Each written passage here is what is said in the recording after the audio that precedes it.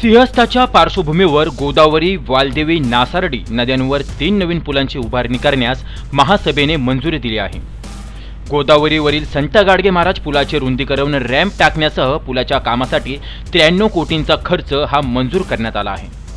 सिंहस्थासाठी महापालिकेने 15,000 कोटींचा आराखडा शासनाला सादर केला आहे, मात्र अद्याप त्याला मंजुरी मिळालेली नाही।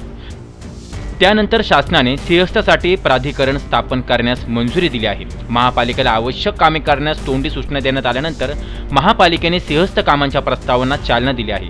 त्यानुसार तपोवन मल निस्तारण केंद्राजवळ गोदावरी नदीवर नवीन पूल उभारण्यासाठी, तर नाशिक पश्चिम विभागातील मिलिंद नगर येथील वाहतूक कोंडी सोडविण्यासाठी नंदिनी नदीवर 24 मीटर डिप्पी रस्त्यावर पूल उभारण्यासाठी 19 कोटी 23 लाखाचा निधी, तर पंचवटी विभागातील पूल उभारण्यासाठी 19 कोटी 23 लाख रुपयाचा निधी, तर पंचवटी विभागातील संत गाडगे महाराज पुलाचे रुंदीकरण व मजबूतीकरण व सौंदर्यीकरण करण्यासाठी 11 कोटी 35 लाखाचा निधी देण्यात आला आहे। या पुलालगत डाऊन रॅम्प उभारणीसाठी 5 कोटी 85 लाखाचा अशा कामांना मंजुरी देण्यात आली आहे। तुषार ठेपले, अटल न्यूज, नाशिक।